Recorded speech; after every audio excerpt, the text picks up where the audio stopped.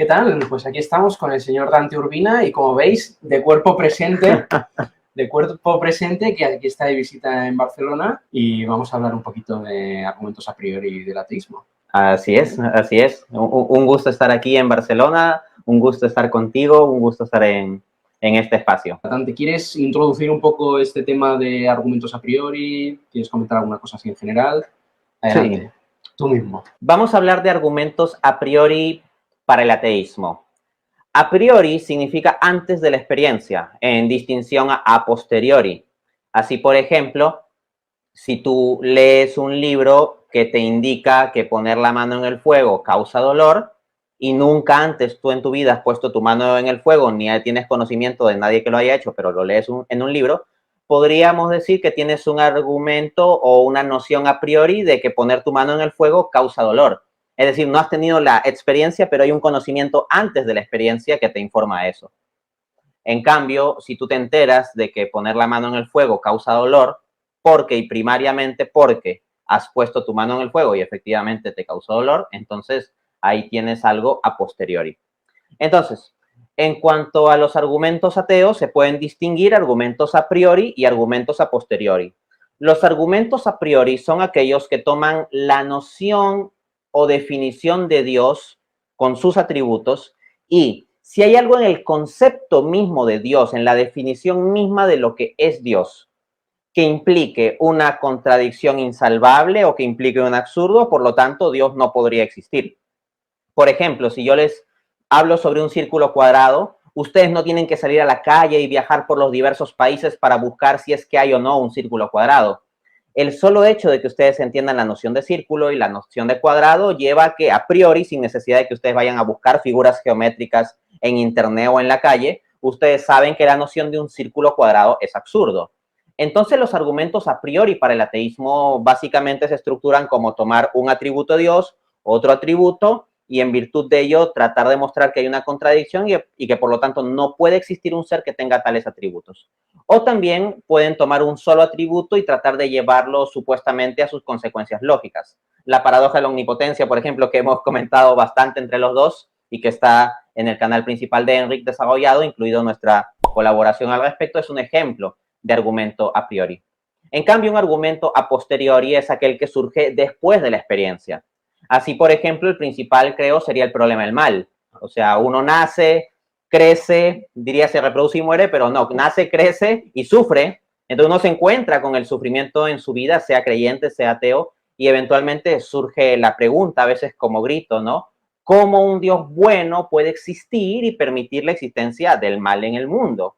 Entonces esta es una objeción a posteriori porque surge de nuestra experiencia. A mí me genera como, bueno, yo creo que si realmente hay un argumento, o sea, que la argumentación a priori es una vía muy atractiva para el ateísmo, ¿no? Porque efectivamente, como decías, si el concepto de algo incluye contradicción, eso es motivo más que suficiente para saber que no existe en ninguna parte, ¿no? De hecho, me acuerdo una vez alguien me comentó en YouTube, me decía, la lógica no puede decirnos nada sobre el mundo, ¿no? Y yo pensaba, hombre, a ver, por lógica, sabes que no hay círculos cuadrados en Júpiter, ¿no?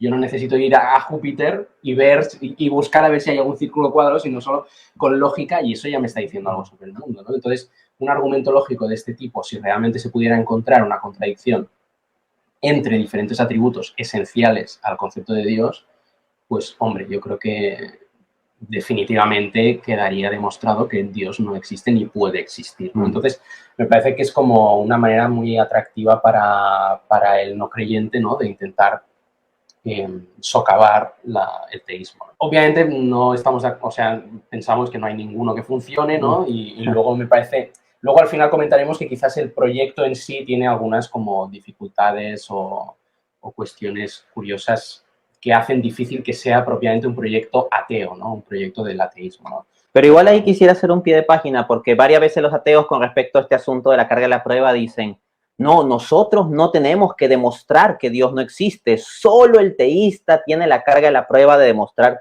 que Dios sí existe.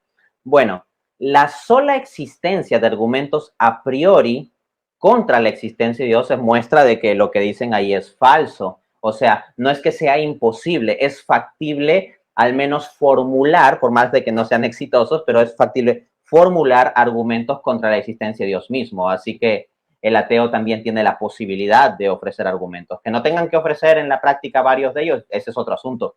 Pero de que técnicamente se puede construir ese tipo de argumentos, sí, se podría. O sea, por principio se puede. Fácticamente no se puede porque el teísmo es verdad, ¿no? Entonces no puedes demostrar lo que es falso, ¿no?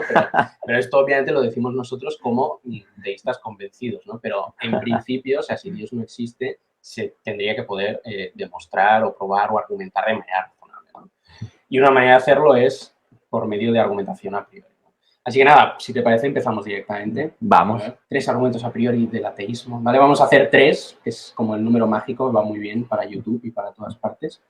Así que nada, empezamos con un argumento de Leonard Peikoff, que aparece en su segunda conferencia de la filosofía del objetivismo, que es el problema de la infinitud, ¿no? Y básicamente viene a decir que si Dios existe y Dios es infinito, ¿no? O sea, la infinitud es un atributo divino clásico que le atribuimos a la divinidad en el teísmo clásico y tal, pero Dios no es ni puede ser infinito y el razonamiento para justificar esto es que nada puede ser infinito por la ley de la identidad, ¿no? Porque un ser es lo que es y no es lo que no es.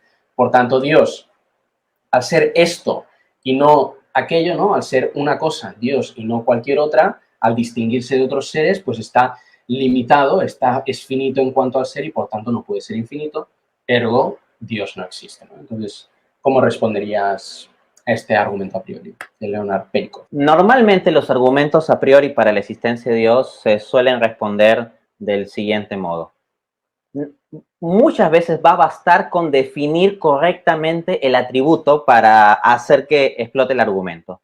Otras veces va a haber que profundizar en la comprensión del atributo apelando también a otros atributos, porque los atributos de Dios están relacionados o unidos, o para los que afirmamos la simplicidad divina desde el teísmo clásico, se identifican en realidad.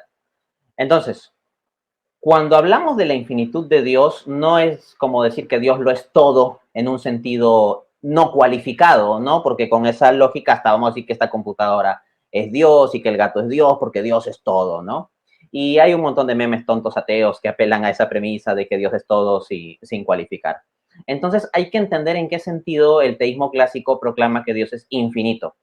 Dios es infinito en el sentido de que no le falta ninguna plenitud o perfección del ser, porque la finitud tiene razón de falta, lo finito es lo que tiene límite. Y como Dios no tiene ninguna limitación o acotación en su plenitud del ser, sino que Él es esencialmente la plenitud del ser misma, por lo tanto se sigue que Él es infinito. Es decir, la infinitud de Dios se da en tanto Él no le falta nada de plenitud del ser. Ahora bien, el ser concreto del gato, el ser concreto de la piedra, no implica de por sí plenitud del ser. Por ejemplo, el ser del gato o el ser de la piedra están circunscritos a lo material y eso ya de por sí es una limitación e imperfección. Entonces, hay que aquí atender a dos atributos divinos para entender bien esta cuestión. La trascendencia y la inmanencia, y con eso cierro, ¿no? En cuanto a la trascendencia, hay que entender que Dios es trascendente al mundo, es trascendente al universo, la naturaleza, lo creado, como quieras llamarle. Está, por decirlo así, en otro nivel u otro orden de ser. Y en el orden de ser propio de Dios, absolutamente nada le falta. Entonces, por la trascendencia divina, y este es el ejemplo que ponía Santo Tomás al respecto, si pudiésemos pensar en una blancura trascendente, que tenga en sí la plenitud absoluta de blancura y nada le falte la blancura, podríamos decir que ese algo es infinitamente blanco, sin tener que apelar a ninguna relación de que se combine con las cosas blancas de nuestra experiencia concreta, como por ejemplo, no sé, la leche en un vaso o algo por el estilo, ¿no? Y luego el tema de la inmanencia.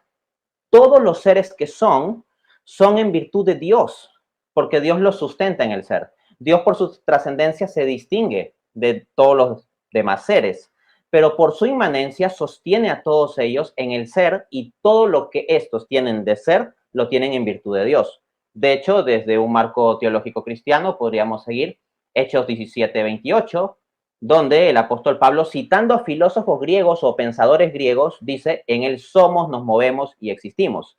Entonces, todas estas cosas finitas, al menos en lo que tienen de ser, en lo que tienen de perfección están sustentados ontológicamente por Dios y no son, por lo tanto, algo que se limite o que limite u oponga a la perfección ontológica de Dios mismo.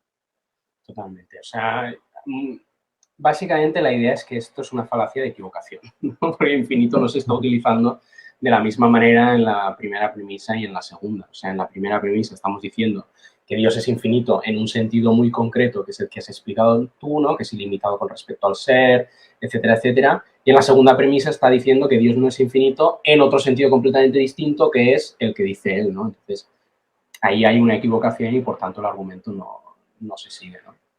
Una cosa curiosa que te comenté y que vimos y que tú, porque este es un argumento que tú tratas en tu libro, el de Dios existe y tal, y yo tenía curiosidad cuando me pasaste el argumento y dije, vamos a ver Santo Tomás en la cuestión sobre la infinitud, si dice algo de esto y tal, y me encontré literal la misma objeción de Peikov en la Suma Teológica, o sea, si lo podéis ver, ¿no? Suma Teológica en la primera parte, cuestión 7, artículo 1, la segunda objeción, si lo que por estar aquí y no está allí es finito por razón del lugar, lo que es esto y no es lo otro ha de ser finito por razón de la sustancia. Pues Dios es esto y no es lo otro, ya que no es piedra ni leño, por tanto, es finito con razón de la sustancia, ¿no? Y la respuesta que da es básicamente lo que decíamos nosotros, ¿no? Es decir, aclarar qué es lo que queremos decir por infinito, que por infinito no queremos decir que tenga que ser todas las cosas, ¿no? Sino que no tiene limitación con respecto al ser porque el ser lo tiene por esencia, ¿no? Así que no sé, o sea que esa objeción ya estaba como en Santo Tomás, ¿no? Sí, me pareció como curioso eso. Hay una cantidad enorme de objeciones que ya se encuentran en Santo Tomás. Hay muchos que hoy en día, como muy listos, plantean ciertas objeciones al teísmo clásico o a la existencia de Dios. Y cuando uno lea la Suma Teológica, especialmente la parte primera, desde la cuestión 3 a la cuestión 25, varias de esas objeciones al teísmo clásico y que hoy en día se publican en papers como muy innovadoras, ya fueron formuladas y respondidas por Santo Tomás. Para contar brevemente alguna experiencia, me pasaban en el año 2020 el link de un paper que se había publicado con un nuevo argumento contra el teísmo clásico y revisé el abstract del paper y dije, esto me suena conocido. Revisé Santo Tomás y la esencia de esa objeción ya estaba en Santo Tomás como objeción y respondida. A su vez, en una ocasión yo me encontré en un foro de internet unas objeciones muy interesantes contra una doctrina teológica y de repente me dije, estas objeciones están como fuertes. Y eso que soy entrenado en teología y todo eso. Y de repente vi una parte de una de esas objeciones que me sonó conocida, revisé y resulta que era alguien que estaba poniendo todas las objeciones que Santo Tomás ponía esa doctrina teológica en la Suma, pero no citaba nunca a Tomás, ¿no? Sí, una cosa que me gustaría hacer como así en el futuro, o que creo que alguien tendría que hacer, es como una recopilación de argumentos contemporáneos que Santo Tomás y los escolásticos ya habían contestado, ¿no? Entonces, pues yo creo que hay muchos así como este mismo, y de hecho los dos siguientes, antes te comentaba y... El mejor argumento contra la existencia de Dios está ahí también. Hay un libro de Graham Oppy, ¿no? Del año 2013, si mal no recuerdo, titulado The Best Argument Against God. Y básicamente el argumento que plantea Oppy es una de las dos objeciones que Santo Tomás se pone en la parte primera, cuestión 2, artículo 3, al formular las 5 vías. Entonces tienes a Oppy publicando el mejor argumento contra la existencia de Dios. Bueno, ya estaba en Santo Tomás. Sí, esto es una pena, pero esto pasa por no tener formación en la filosofía medieval, ¿no? Porque, bueno, tenemos los filósofos contemporáneos, nos saltamos como esa etapa y entonces, pues eso, descubrimos argumentos y esto no se le ocurrió nunca a nadie, ¿no? Y bueno, a ver, pues en los 1000 años de historia de la filosofía que no has estudiado, sí que se le había ocurrido a algunas personas, ¿no? Pero bueno, eso es lo que pasa siempre.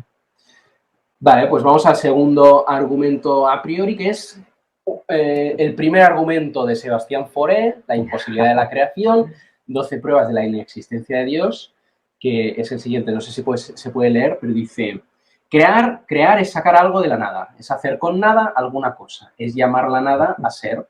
Eso supuesto, imagino que no se encuentra en una sola persona dotada de razón que pueda concebir y admitir que de nada se puede sacar algo, que con la nada sea posible hacer alguna cosa. Imaginad a un matemático, elegid el calculador más eminente, colocad detrás de él una enorme pizarra negra, rogadle que trace sobre ella ceros y más ceros, podrá esforzarse en sumar, en multiplicar, en librarse todas las operaciones de las matemáticas y no alcanzará jamás a entrar de la acumulación de esos ceros a sacar, supongo, de la acumulación de esos ceros una unidad. Con nada no se hace nada, con nada no se puede hacer nada. En consecuencia, la hipótesis de un ser verdaderamente creador es una hipótesis que la razón rechaza. El ser creador no existe y no puede existir. Entonces, ¿qué decimos a esto? Primero eso. Ya. Yo he de decir que, mira, es un argumento que muchas veces me encuentro en comentarios de YouTube, ¿no? Pero los teístas no decís que de la nada nada sale y luego decís que Dios crea de la nada. Eso es que sois contradictorios, no os dais cuenta de esta contradicción.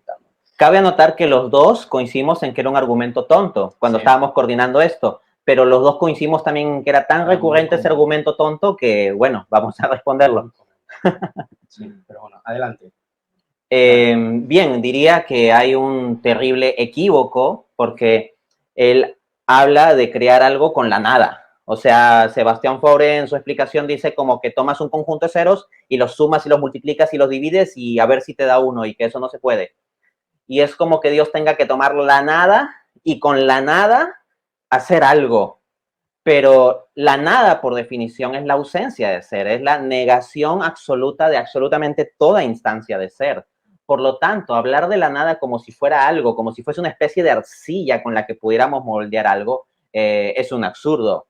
Se puede hacer una pizza, por ejemplo, si tú tienes queso, tienes jamón, tienes salsa de tomate, tienes el pan, etcétera. O sea, tienes componentes que son un algo, con lo cual hacer un otro algo que es la pizza. Pero el decir que Dios tiene que tomar la nada y formarla así como un matemático multiplicando o sumando ceros es un despropósito. O sea, ni siquiera se entiende el concepto básico de lo que es la nada.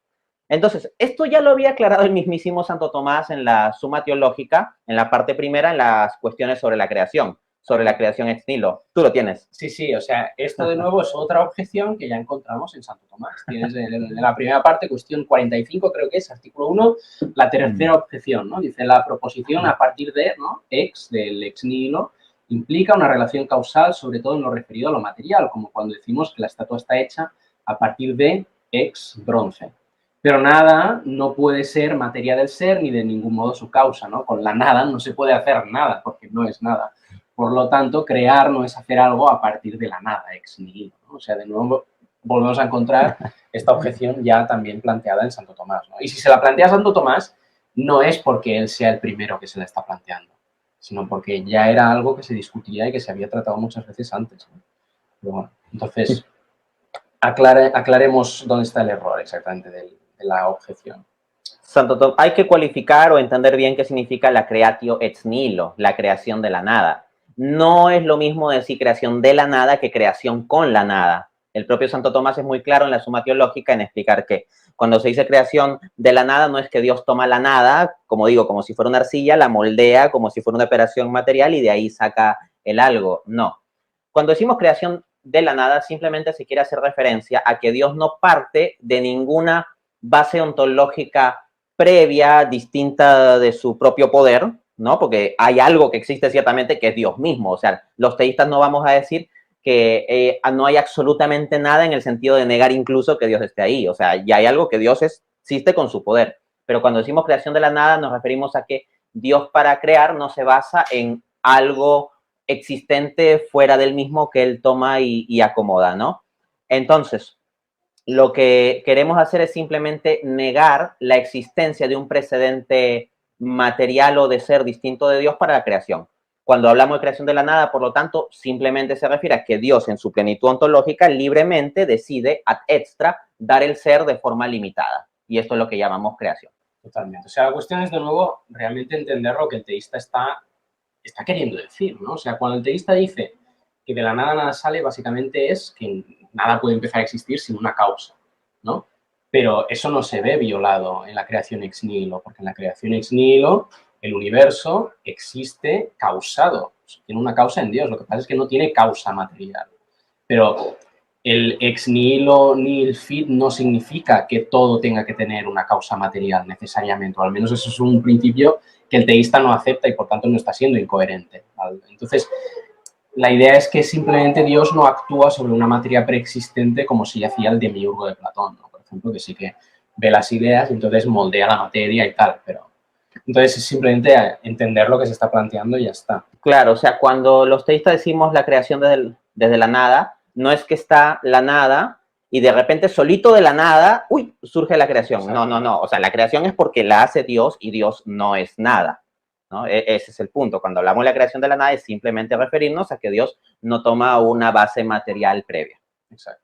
O sea, en la creación las cosas no salen de la nada, salen de Dios, ya está. O sea, Dios es la causa.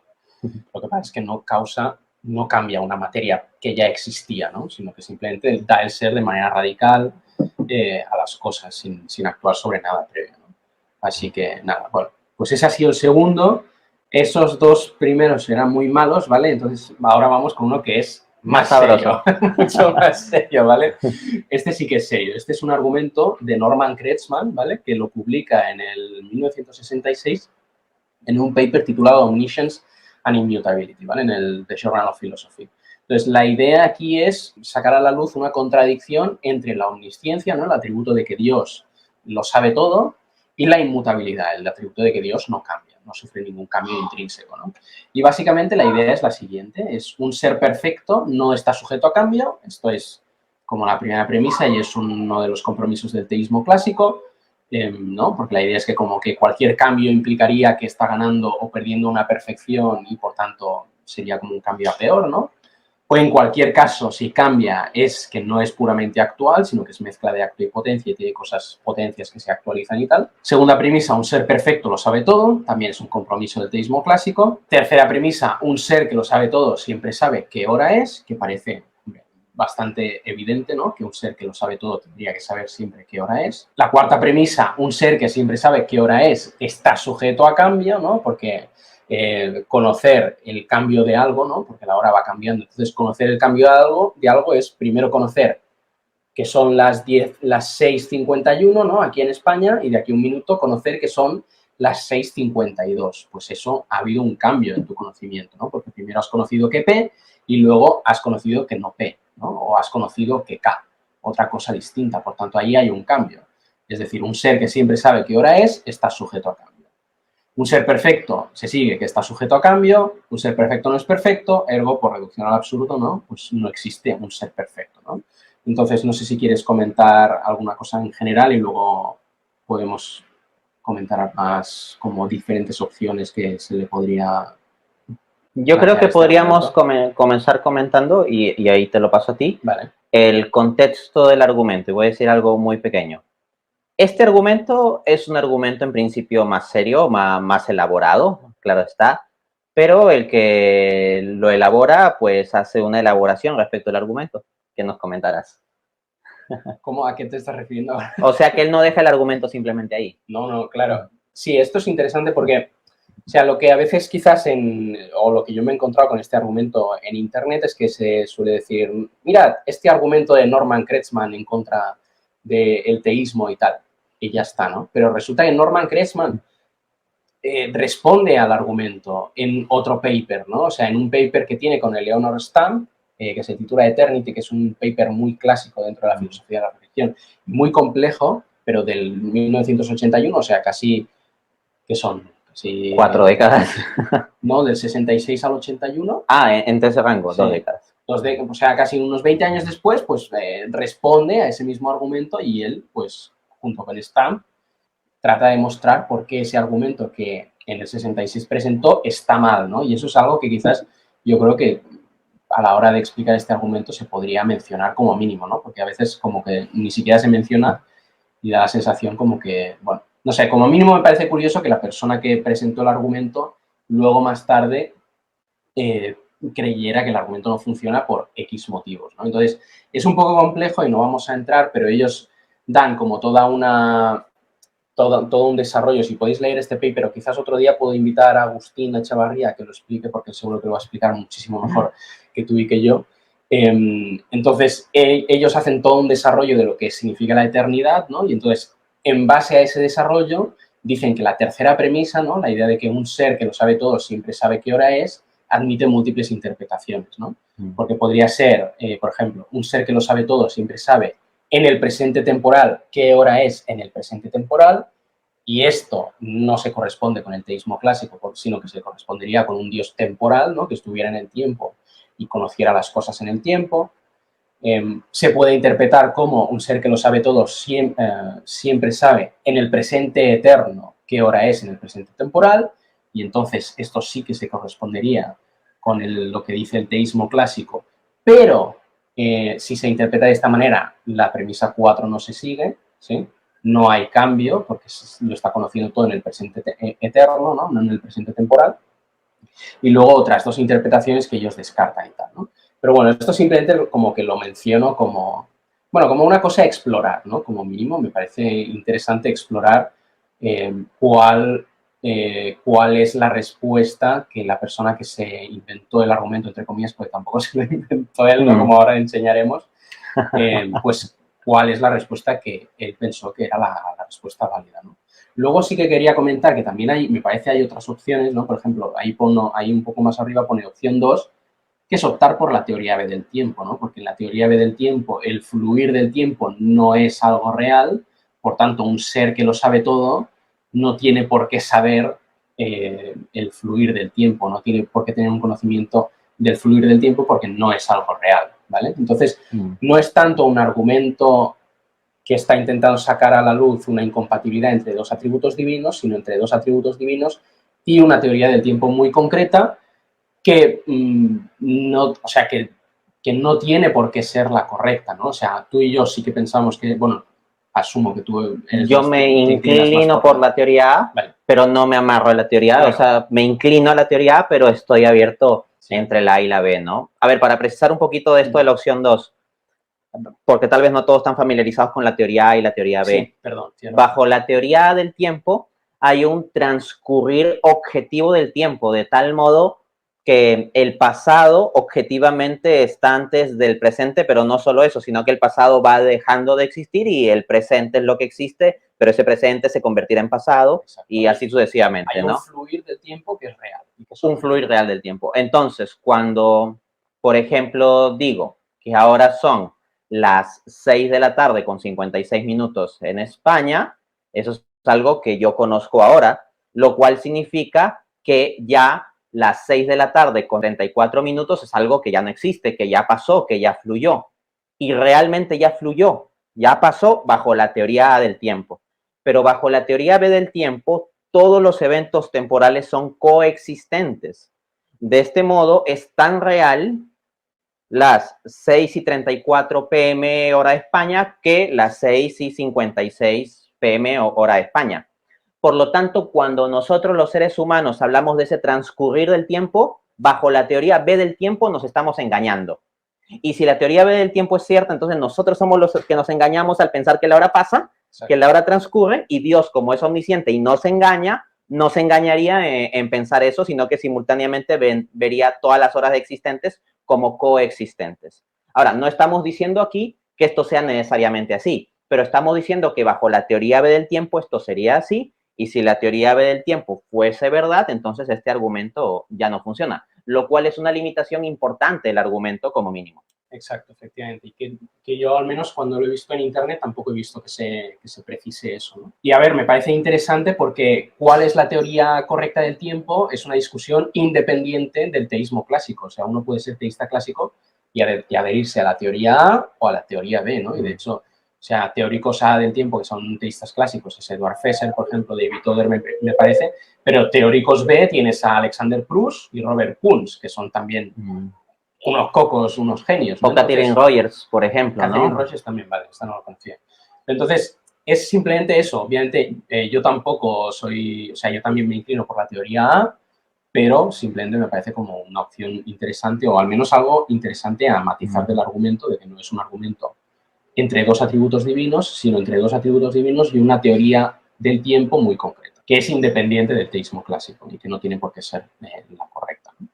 Y luego, otra opción que nos parecía interesante comentar, aunque obviamente esta sí que no es ni de lejos ninguna de las que tomemos tú y yo, es que uno también puede optar por un teísmo neoclásico en el que lo que tienes es un Dios temporal y lo que se estaría discutiendo es la premisa 1, ¿no? Que un ser perfecto no está sujeto a cambio. Y aquí he puesto una cita de William Lane Craig, por ejemplo, de su serie Defenders, la tercera temporada, ¿no?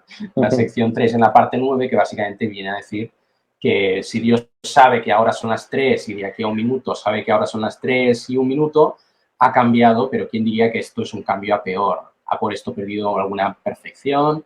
Es como un cambio en horizontal, no es un cambio en vertical y, por tanto, como que básicamente, al menos, bueno, que es una opción abierta de que a lo mejor un ser perfecto podría cambiar, ¿no? Obviamente con la metafísica del teísmo clásico eso no va a funcionar, pero que eso es una opción abierta al teísta, ¿no? Dentro del campo del teísmo puede optar por un modelo así y no, al menos como inmediatamente no parece que sea como... O sea, que William Lane Craig no es ateo por optar por esto, no sé cómo decirlo, ¿sabes? O sea que... Claro.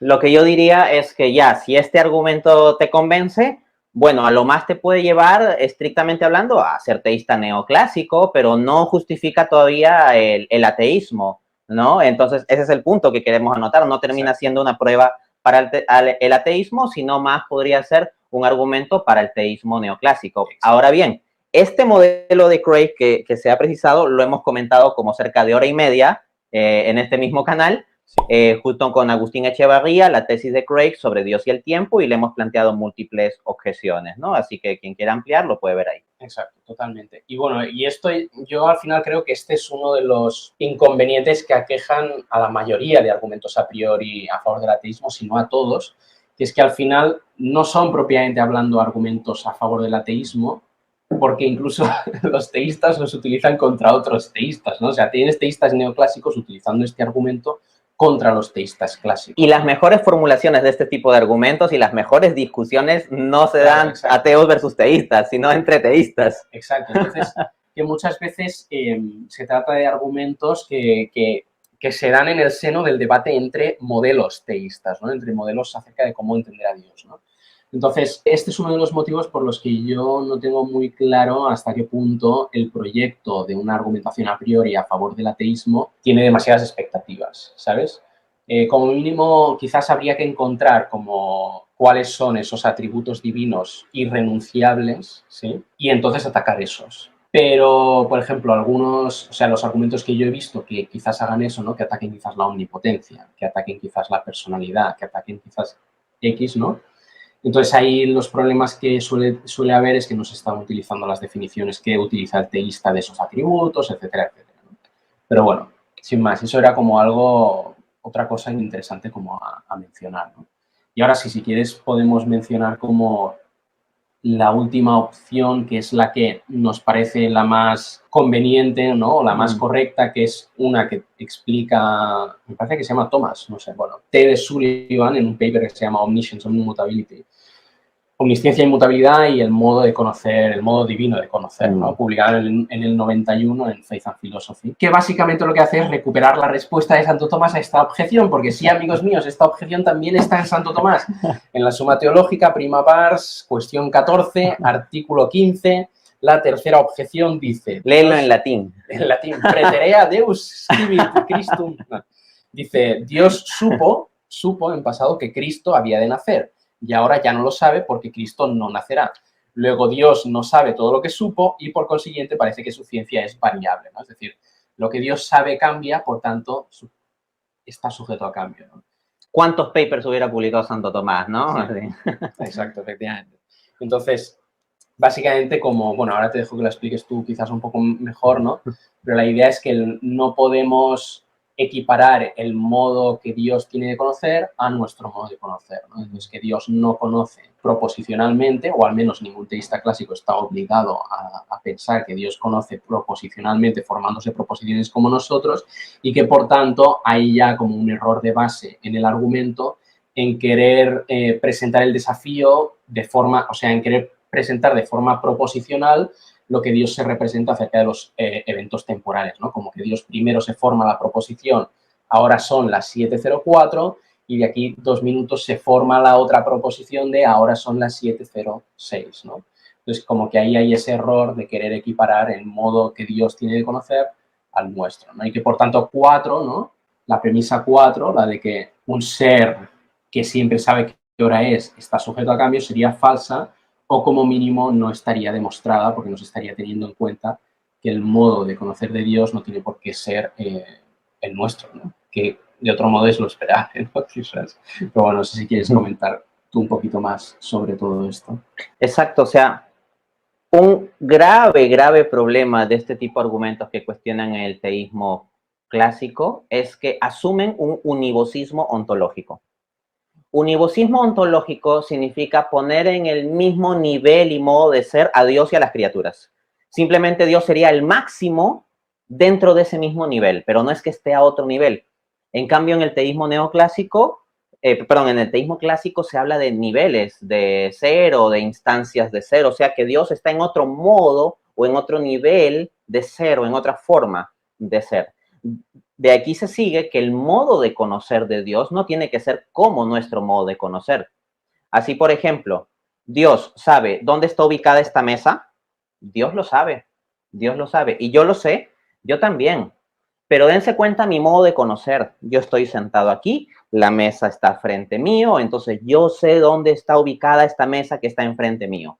Entonces yo como un ser material que está en un contexto material y que está en una posición material limitada y finita, identifico materialmente dónde está la mesa.